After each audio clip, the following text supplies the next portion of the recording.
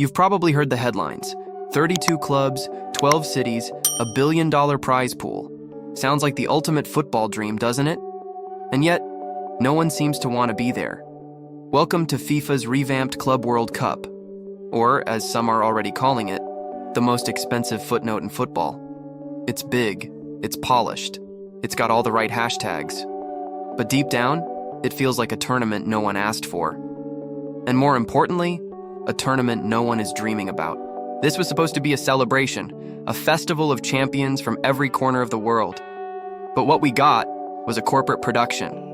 On the surface, it's all there. Glittering stadiums, giant screens, big names like Messi. Behind the scenes, players overworked, coaches frustrated, fans confused, and one giant question: what exactly are we celebrating here?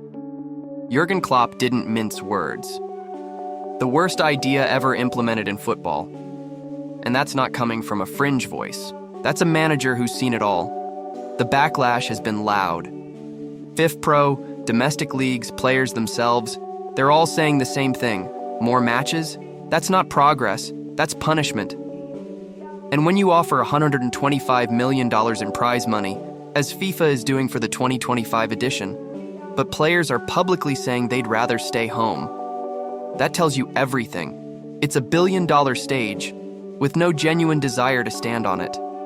And then there's the contrast in the stands.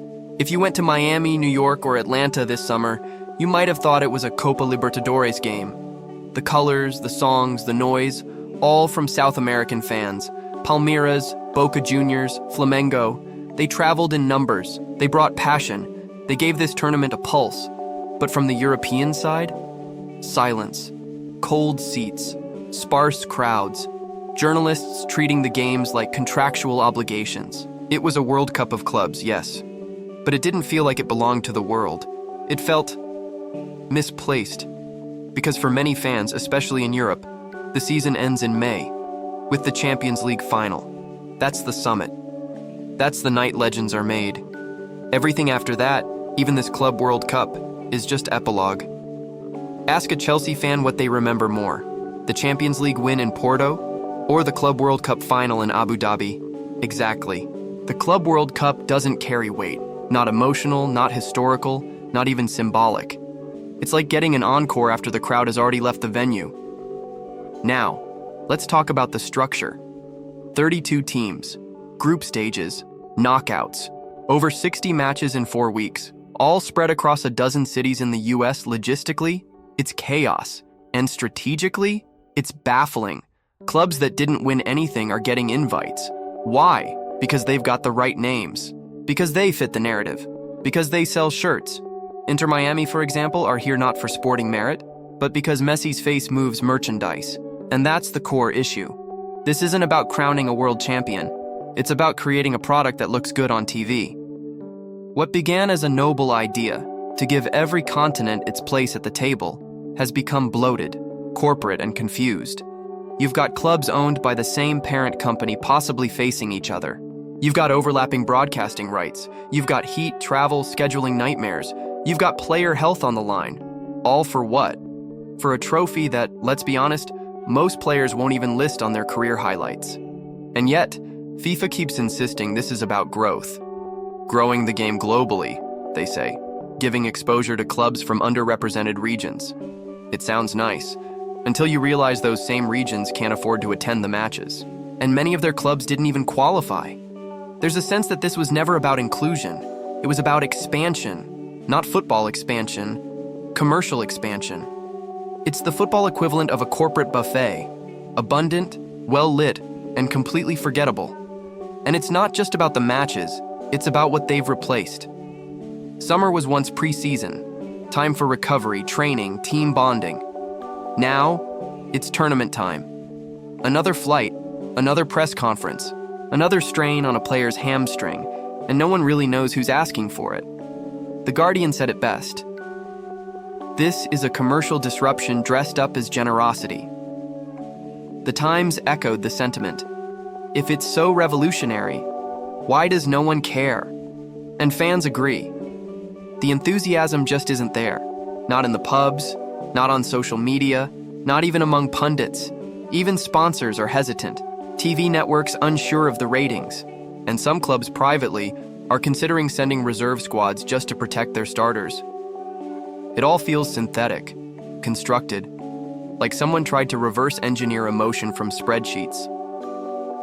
Amidst all the grandeur, there's one group that's been consistently overlooked: the fans.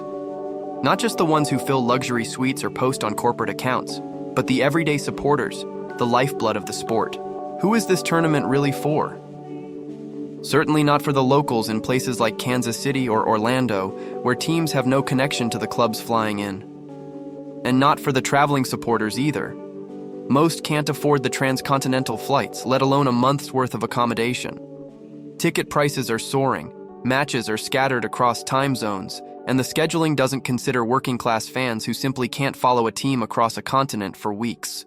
Meanwhile, time-honored rivalries and local derbies are sacrificed for matchups that, on paper, look global, but in practice, feel artificial. When a Palmeiras fan chants for 90 minutes in Seattle, it's not because of the FIFA brand. It's because of love, a connection forged in generations. But that connection isn't built in a boardroom, and it can't be sold in a press release. If this tournament truly aimed to unite global football, it would start by listening to those who've loved it the longest. Instead, those voices are lost beneath the roar of drones, light shows, and executive handshakes. But then again, not everyone's pessimistic. Martin Samuel from The Times believes we're just too early. He argues that 20 years from now, this tournament could be huge. That once it finds its rhythm, its place, its identity, it might become as iconic as the Champions League. And maybe he's right. Maybe we're just in the awkward teenage phase of the Club World Cup. Maybe in 2045, we'll look back and say, remember when people thought this was pointless? But if that's to happen, FIFA needs to change direction. They need to prioritize merit over market, soul over scale, and listen, actually listen, to the footballing world. Because football isn't lacking exposure, it's lacking connection. We don't need more tournaments. We need tournaments that matter, ones where players dream of lifting the trophy, where fans would give anything for a ticket, where the name of the winner becomes legend, not trivia. Right now, that's not this. This is a tournament dressed in gold, but built on sand. So here's the question. In 20 years, will we remember who won this? Will we care? Or will it be just another forgotten name, filed somewhere between preseason friendlies and sponsorship events? Football deserves better. And deep down, we all know it. If this video made you see the Club World Cup differently, or if you already felt like it was just another FIFA product, hit the like button, subscribe to the channel, and turn on notifications. Here, we don't forget what truly matters in football: passion, history, and identity. And drop a comment below. Do you think the Club World Cup can still become a truly relevant tournament? Or was it doomed from the start?